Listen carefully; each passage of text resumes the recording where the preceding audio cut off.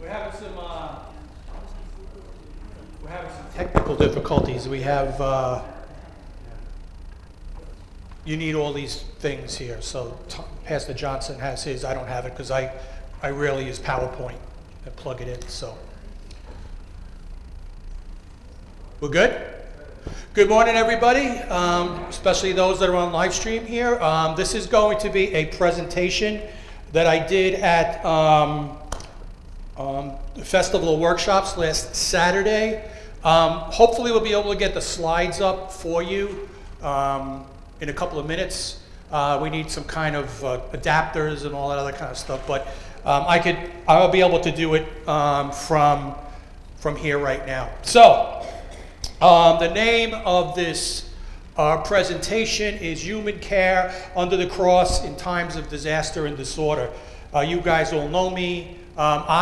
Besides being the associate pastor here, I'm the director of Task Force 8, the Atlantic District Task Force 8, which is the disaster response task force. And as you all know, most of you may know that I was the director of the Sandy recovery operation, and that led into a mission, like the Hope and a Prayer Center in Far Rockaway. So we were there for almost 3 years. The whole time it was a 3-year project. And since that time, unfortunately, Hope and a Prayer had to close because we just ran out of money. There was no money. So you all know who I am. So what's Task Force 8? Task Force 8 is tasked with planning, responding, and recovery efforts for natural or man-made disasters within the Atlantic District. Example, terrorism, mass shootings. We also assist our LCMS brothers and sisters in other districts. And during COVID, kind of the task force was kind of sleeping over the last 10 years or so, and really got bulked up again during COVID. So we were able to put together the task force once again. There's not a lot of resources right now for to run out to wherever we need. Wherever we go from now on, we're going to have to depend on, we respond somewhere, we'll have to depend on what assets they have in wherever we're responding to. So, I wonder if that'll plug in. I think I need that other adapter. No, I don't think so. No. If you go in my mailbox, I have an adapter in my mailbox. Okay, so during COVID, there were 8 to 10 people on the task force, and for a district-wide, we put together our return. Yes? When your team is responding to an event, right? Do you carry with you any kind of identification? Yes. Yes. I'm going to get to that in a minute. Okay. Yeah, I'm going to get to that in a minute. We really haven't responded. I mean, people respond on their own. We're going to get to that also. So getting back to COVID, we were able to put it together. There were 8 to 10 people on the task force. One of the things, and this is kind of what you were getting to, Paul, one of the things that we have from Synod is the Lutheran Emergency Response Training. It's a 7-hour day. We used to go up to Concordia, Bronxville, to do the training. Myself and Pastor Fleischman did it once. It is, let me give you what the training is. This is right from the Bible of the Lutheran Church Missouri Synod. Alert training is congregations of the Lutheran Church Missouri Synod may host disaster training for individuals in their area to join Lutheran early response teams. Is that it? Okay. Oh, we may have blast off. We may have takeoff. Look at this, it's beautiful. Oh, it just fell out, but sorry guys, ladies.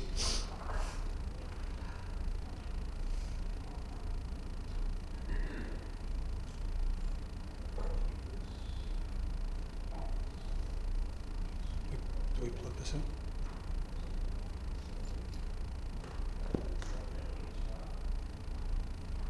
Look at this, who's better than me? All right, we got it?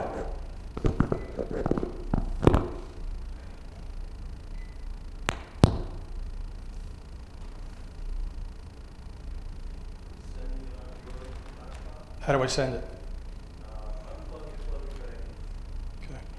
unplug it, plug it back in.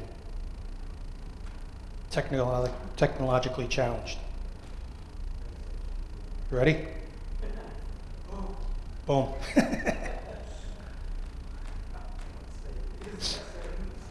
No? All right. All right. So, again, it's the ALERT network is a network of volunteers trained to respond in times of disaster. How much does the training cost? Registration fee is $35 per person, helps cover the cost of lunch, snacks, training materials, and ALERT t-shirt. $15 will be sent to the LCMS disaster response to help cover the cost of materials. The reason why I put this right up front is everybody comes to me, when are we doing ALERT training, when are we doing ALERT training, when are we doing ALERT training? And I think, and I spoke to Bishop Taylor about this, we had several long conversations about the mission and the ministry of Task Force 8 going forward. Everybody wants to go out, and you need to be trained, okay? To your point, Paul, you will receive your certificate of participation, volunteer ID card, t-shirt from LCMS Disaster Response after training is complete. Your ALERT trainer will distribute all ALERT materials during and after the class. Like I said, people want to run out. They're like kind of like disaster junkies. They got to get into a car and they have to go somewhere. We really haven't sent anybody out lately that I know of. And this is what I'm going to get to in a moment. 6-hour training course, usually in one day. Only LCMS members who are 14 years or older, however, will receive certification as an LCMS volunteer. And I put in there, caution. Would you want a 14-year-old kid to be with you on a disaster response with a sledgehammer in his hand? I don't think so. I have a problem with that, but that's the synod. I would never let, unless it's clearly defined what these kids are going to do. So for instance, when we were in Far Rockaway, we had a group from Texas that had already bought their plane tickets to come here. They were booked. And then the guys called me, well, we want to come up and do stuff. I said, they're too young. We can't have them going in with places there's mold and sledgehammers. And we wound up working, and that's we made a really great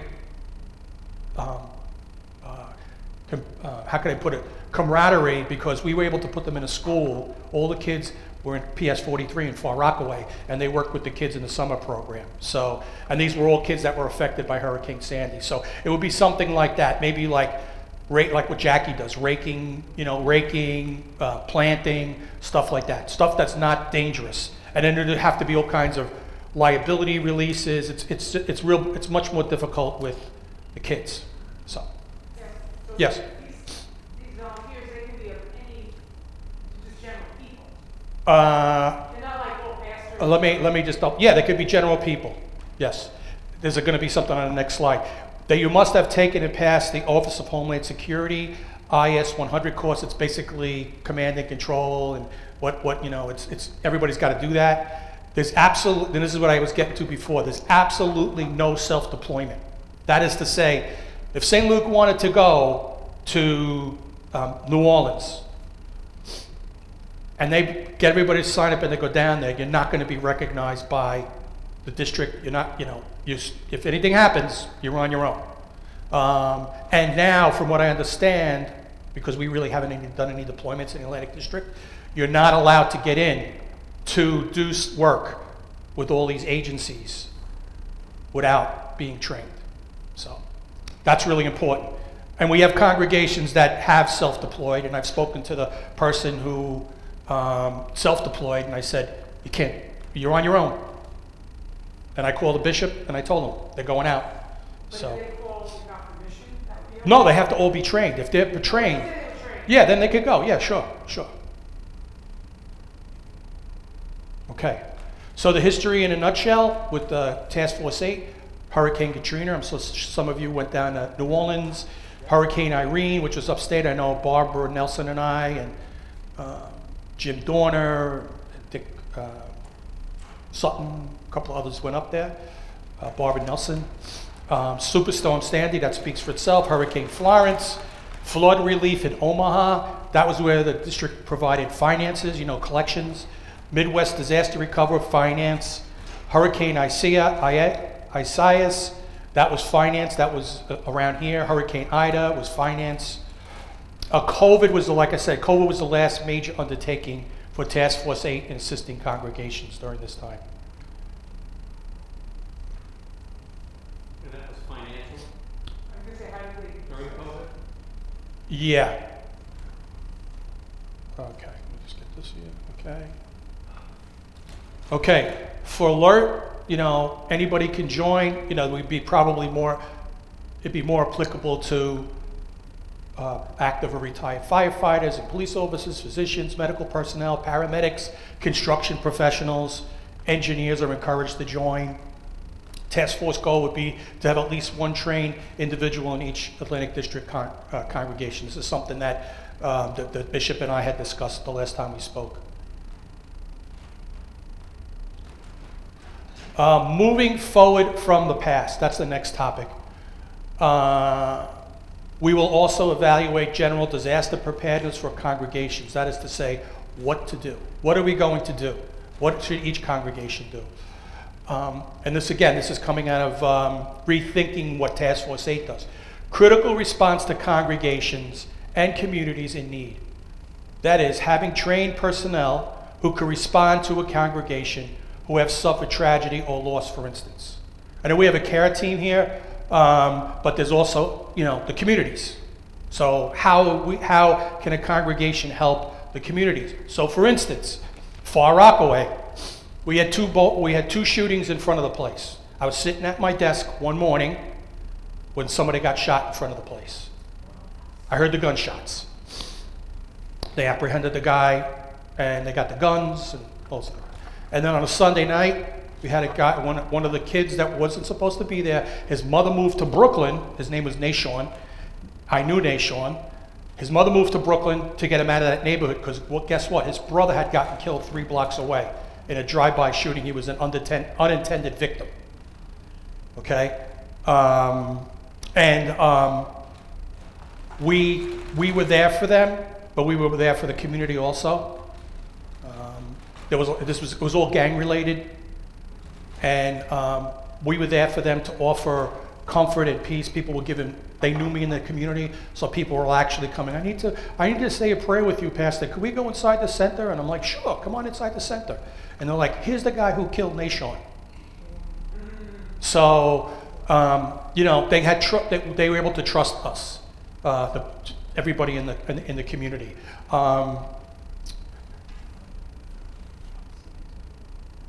I mean, this is where I get back. Unfortunately, it could be needed in an area where there's been an act of horrendous violence. Critical response would offer spiritual and physical care to congregations and communities.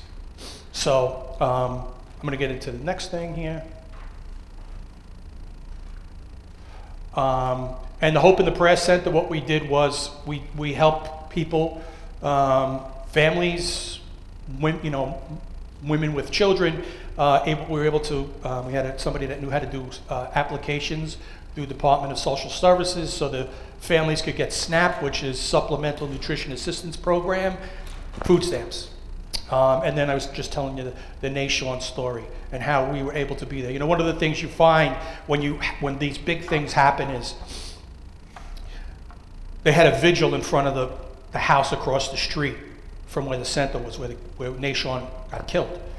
And we had all these, 501c3 corporations. They're all like this violence group, that violence group, this pastors group, and they all come and they're there for, it was a Tuesday night, I'll never forget, in the middle of the summer, and this is not going to happen again in Far Rockaway. And I'm sitting there going like, okay.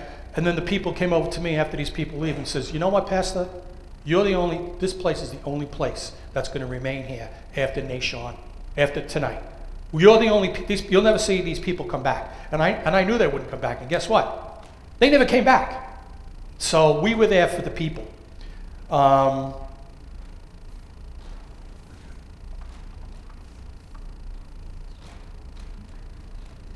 So the next thing is, so what is a disaster and what are our disasters? This is what I was kind of talking about in the sermon earlier.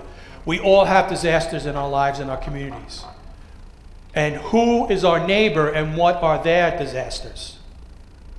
right? Who are our neighbors and what are their disasters? And I use the word disaster very, very loosely. How can we encourage our neighbors? Things to think about in personal disaster. There's personal disaster. The blind man, right? We had that in our gospel lesson this morning, the blind man. Food insecurity. That's another word for hunger. Food pantries. Somebody's hungry. We don't have a food pantry here. Sometimes people who drop food off. But where can we direct people to food pantries? Do we have a list? Probably not. Right? That's probably a good thing to have, is a list that we could direct families. It could be people in the preschool. It could be somebody in the congregation. Right? So there's one up in Huntington. There's Pastor Stanek in Islip has a food pantry. Pastor Kirkhope has one in Holbrook. Welcoming, and we see this in Dix Hills, believe it or not, welcoming new immigrant neighbors. What's their stories and how can we help them as a parish, circuit, or even as a district? We see them here. We see them all over Dix Hills. They're buying the homes here. They're all new immigrants. How can we help them? How can we, again, how can we help victims of violence and their families? There is violence in Dix Hills. People get killed in Dix Hills. There is crime in Dix Hills. Not a lot. But you know there have been crimes, so how can we as a congregation respond to those personal disasters? How about another personal disaster, maybe the sudden, unexpected death of someone in the congregation, a pastor, or a staff member, and it could be the next parish away. How can we help? Because they're mourning. They need people to come in, right, and help them walk through. I mean, the district will be there for them. And I'm not saying that like sarcastically. The district will be there for them. Bishop Taylor, believe me, I know the man. He will be there. Or he'll make sure that somebody's there. But how can we help? You know, language barriers. There's a lot of language barriers everywhere. And it's not just Spanish. So maybe we should be identifying community members who have a second language to assist in translation. Whatever language you speak. Urdu or Tamil, right? To try to point them in the right direction. Hopefully, God willing, that the people in their own community, in their own culture, that can help, but we could also help too.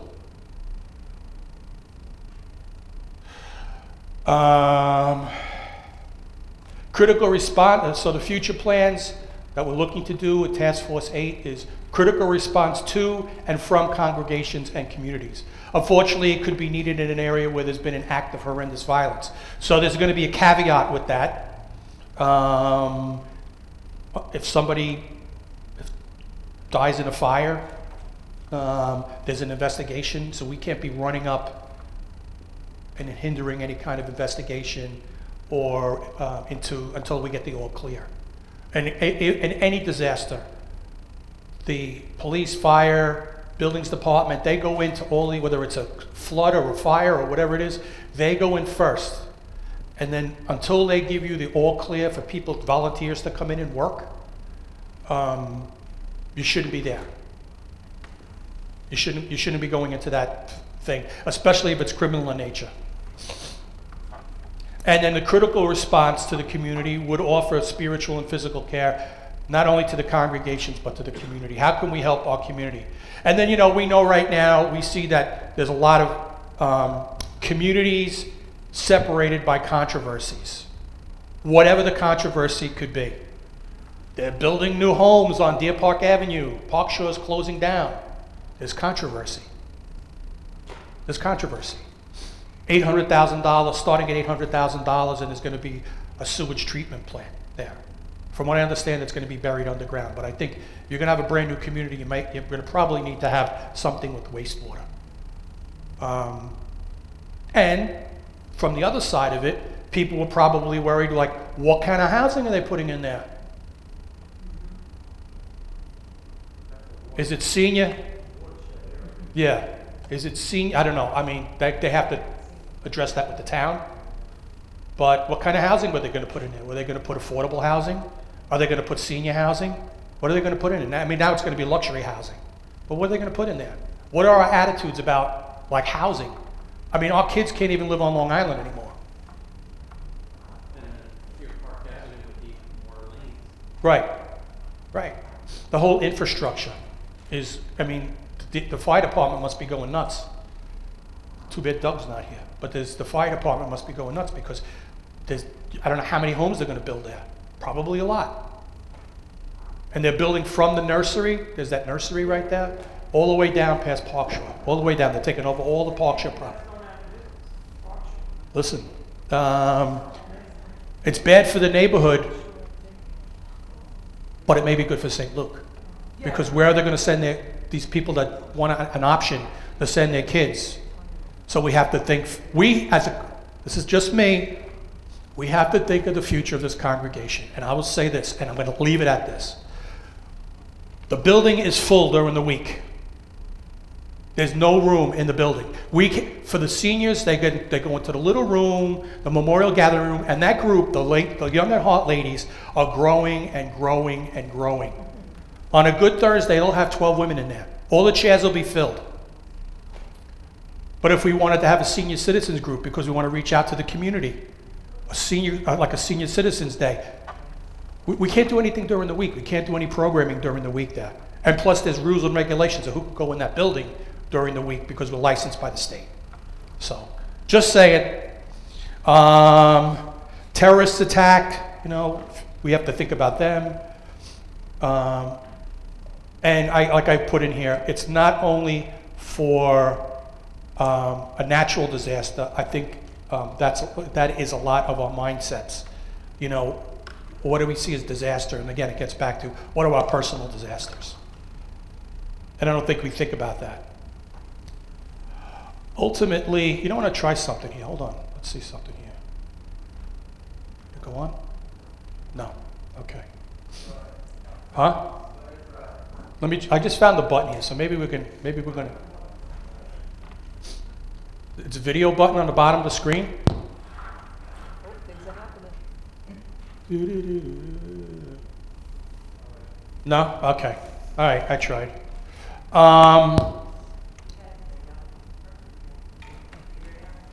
Yeah. So it ultimately comes down to the gospel. And what is the best way to reach people with the gospel? By word and actions. And I'm not talking about putting Bibles in their hands or shoving tracts in their hands when you go there. It's all about building relationships. When we went at the Far Rockaway, we had to build relationships. You had to build them. They didn't trust you.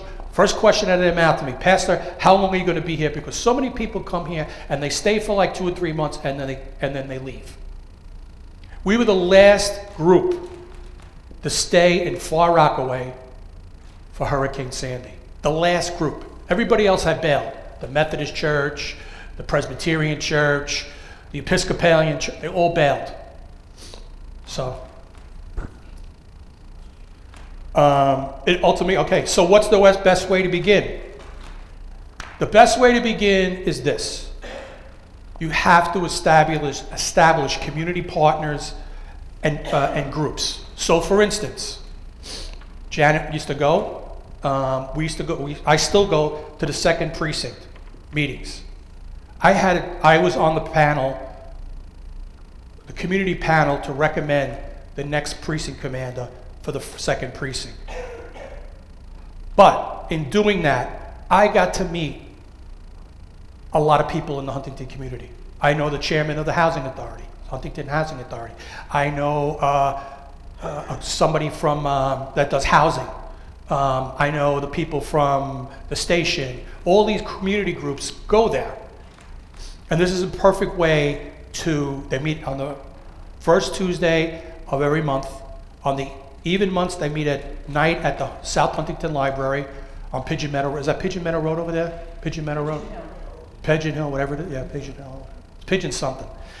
And then they meet on the even number, the odd number of months, they meet at the precinct. And the precinct commander was here this past week to just kind of drop in to say hi, and he has never been here before. He used to work in the second, but he had never been here before. And of course, Jamie and Alyssa were here, Jamie Wistenhoff. So you have to start building community groups. And I'm not saying you have to go to the second precinct, but if you know there's a community group, a mother's group, a senior group, you got your kids in some kind of a program, whatever it could be, or grandchildren, to building, identifying those groups and trying to get involved. And like I said, local police departments are a great way to meet community groups, fire departments, school districts, town board meetings. The town board meetings for Huntington, I think they're in like the afternoon, so if you don't like to drive at night, you can go there, find out what's going on. That's the way I met Ed Smith, who's the town supervisor. He was here when Pastor Johnson was installed. And the town legislator, I guess they call him, councilman or whatever they call him, he was here also, Dr. DiBernardo. In the city they have district community boards. Who are your non-for-profits and what are their missions? And if you go, like I said, if you go to these meetings, you'll learn who most of the players are in your community.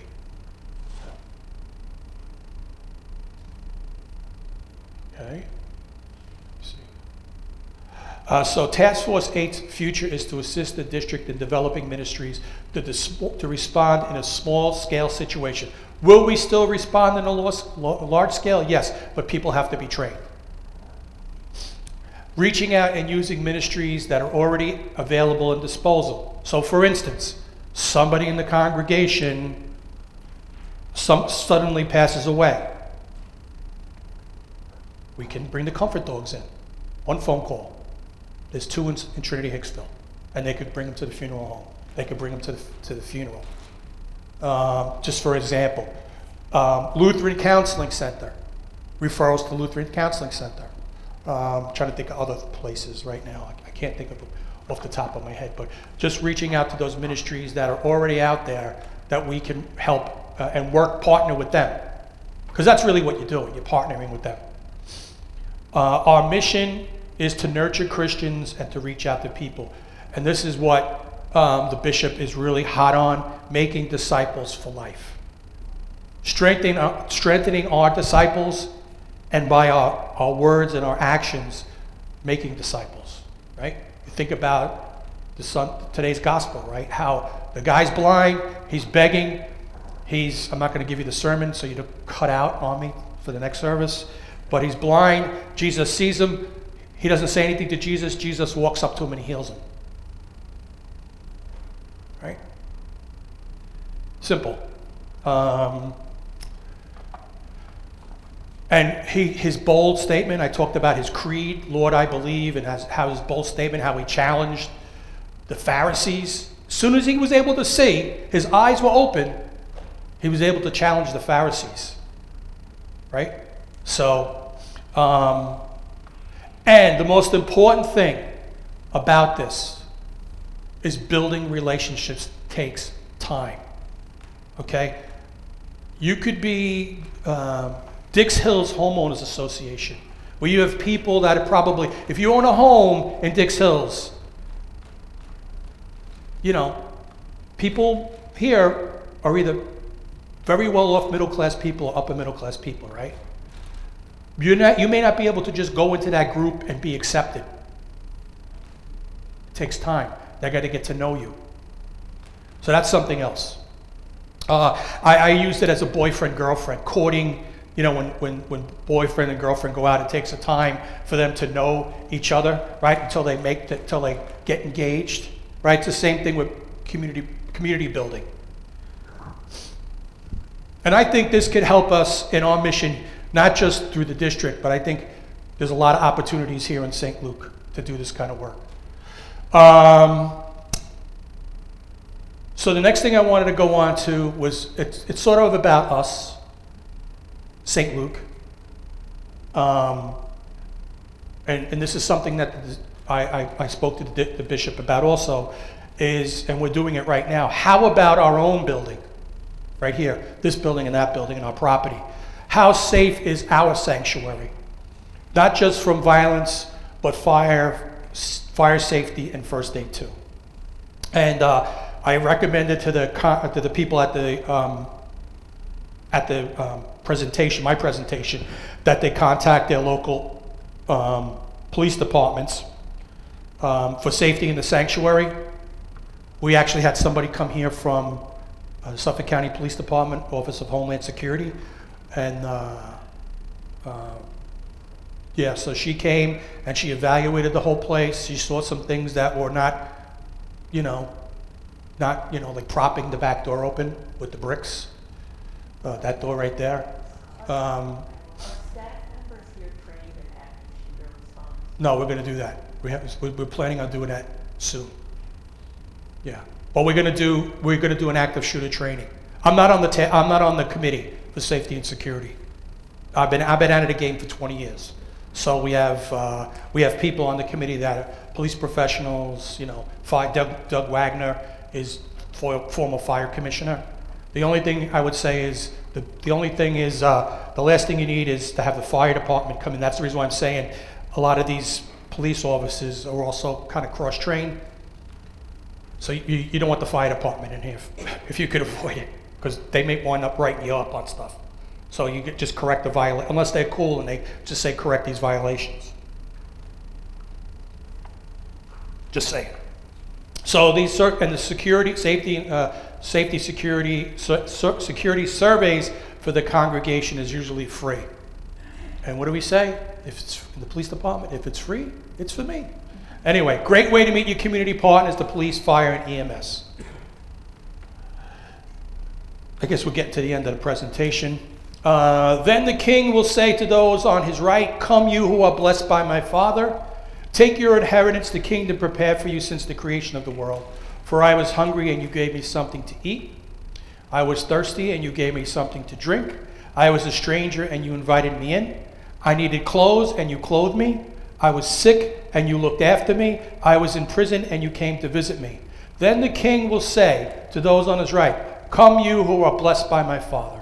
Inherit the kingdom prepared for you from the foundation of the world. For I was hungry, and you gave me food. I was thirsty, and you gave me drink. I was a stranger, and you welcomed me. I was naked, and you clothed me. I was sick, and you visited me. I was in prison, and you came to me." Through our faith in the gospel and what Jesus has accomplished for us, our love pours out to those who are around us. That is it. That's the show. The front end of my program is so you get a little bit of extra time for another cup of coffee before you go home. Thank you for listening. I hope this is yes, Eileen. We live in Melville, and our houses aren't as far apart as the homes here in Dix Hills. Uh-huh. So this might not apply for most of the people here. But I know with walking my dog, I have a list of prayer requests from people. I've gotten in contact with people that I've talked to, and it is a wonderful outreach to be able to do that. Yeah. Yes. And sometimes when I walk the dog, if I don't see anybody that I've been praying for, I pray the block. Yeah. I pray for the houses, East 37th Street, I'm praying for you. Well, Janet, did you want? If I know a request. Yeah. Janet, did you want to say something? Okay. Yes, Paul. What does that training entail? The Sort of things do they? the alert. Yeah. The do's and don'ts, kind of, don't do this, don't do that. I know they talk about safety, like personal safety when you're there on I haven't done it in a while, so I'm trying to remember, but I know a lot of it has to do with personal safety. Like got guys out there with chainsaws and hammers and what kind of equipment to use and that type of stuff. Pardon me? Yeah, PPEs. What I did when I did Sandy was I hooked up with AmeriCorps, and AmeriCorps had like a 2-hour training, so the people would come here from wherever they came, and we would go to the AmeriCorps, which was off of the Seafood Oyster Bay and the old Sleepy's factory, and they had a whole warehouse there, so they had everything set up in the warehouse, like all the stuff, and they did like a 2-hour training before they went out. And that's how we got a lot of our locations. They had already scouted locations. They had a map of locations. So one day they went to Mastic, another day they went to Oceanside, and basically everything was, all our volunteer groups were in, I put them on the island because the city was literally and figuratively a disaster. You had groups arguing with each other. I'm not getting my people involved in this. It was all the political nonsense, basically. So I did show up at meetings, but just as a listener to learn things. So. Like natural disasters, you can't help, that's natural disaster. But things that you're aware of, you have to anticipate. And I think anticipation is a very big thing to perform what we do. Right. To help. Mm-hmm. You know, you see gangs in an area that there are gangs, you need to perform community. I will say this, the second precinct is very responsive. Like if you go to the second precinct meeting, I mean, here's the biggest, really, honestly, this is the biggest complaint at the second precinct meetings. I'm gonna be completely honest. Traffic on this street, everybody speeds on that street. I mean, like I sit there and I'm like, you know, and they have like 1,000 locations in the second precinct that people have complained about. And the precinct commander, Bill Scrimo, was very good. He'd say, listen, he'd go to community meetings. I have 1,000 locations, literally. He says, I can't have, I have 200 cops in the precinct. He says, I will send people out to, you know, yeah. I mean, when I was a precinct commander, I would send them out, you know. The best was when you pull over the people that were complaining. And I would tell them, if they're speeding, they're violating the law, do what you gotta do. I'm not kidding.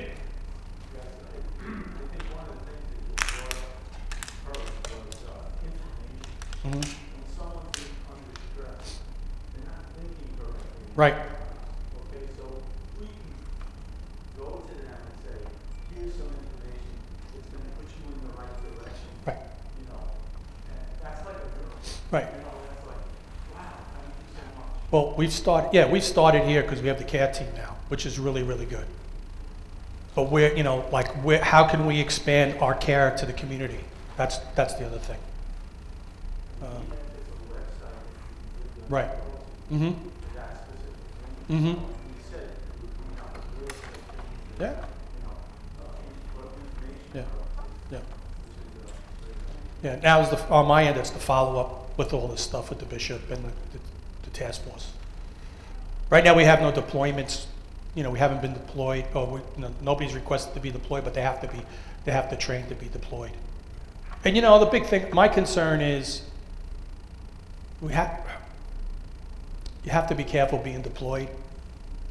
Like, you know, if you have any kind of medical conditions, or you have any kind of, like I have shoulder tears, I could go out, but I can't be doing, and I had carpal tunnel, so I can't really be lifting stuff like that. So we have to be really careful when we do go out there, you know, especially if you haven't done stuff, haven't done anything like literally heavy lifting in a long time. So, you know, you really. Like I said, there are many types of deployments. Right. You can have deployments where there's a physical need, but at the same time, that family Mhm. or that community is in emotional. Mm-hmm.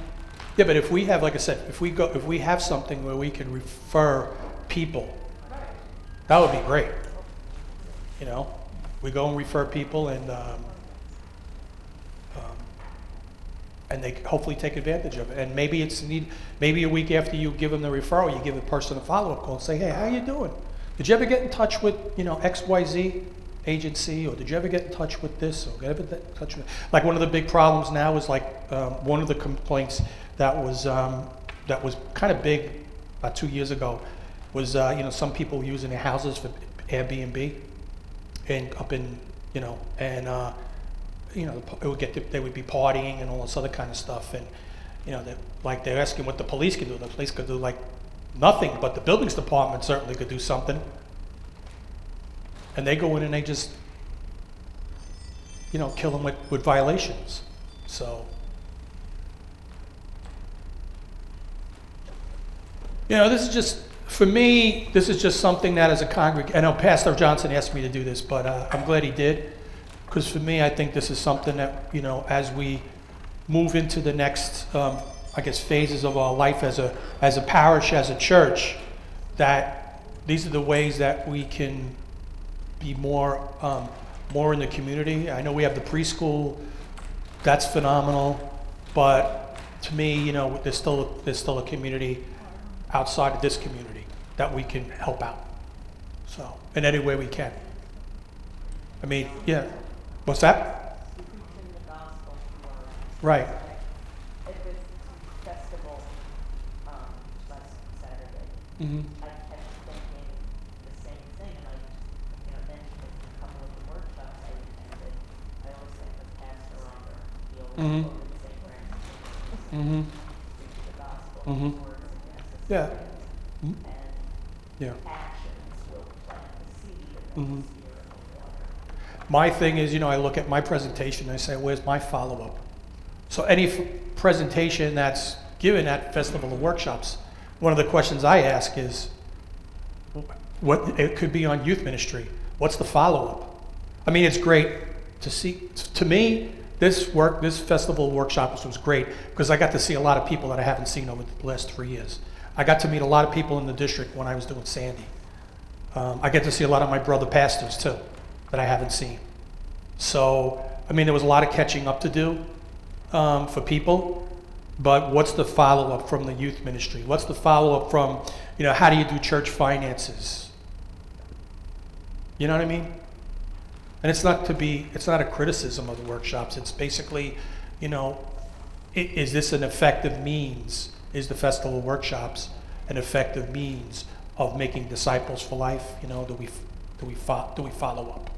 That's just my thoughts, my personal thoughts. I don't know what your personal thoughts are, but we could do all this. They did at the end ask, Yeah, but I'm talking about, do we follow up 3 or 4 months down the road? We get a list of the people that were there. How can we help you?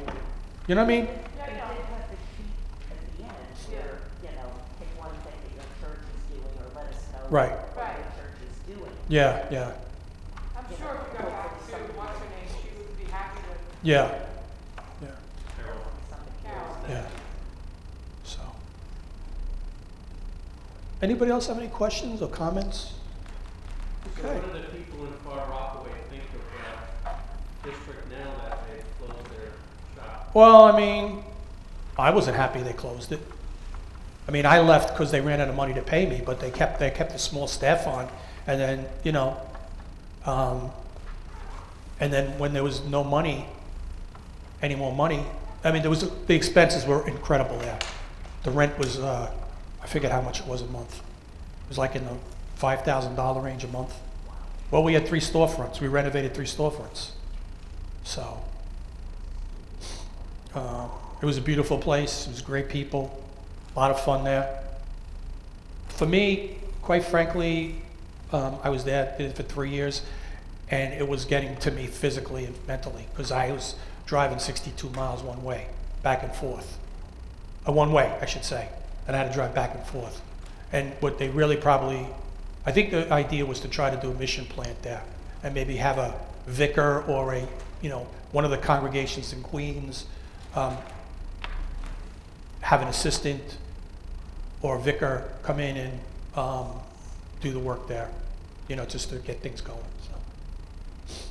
And then there was a change, there was a change in the presidency of the district.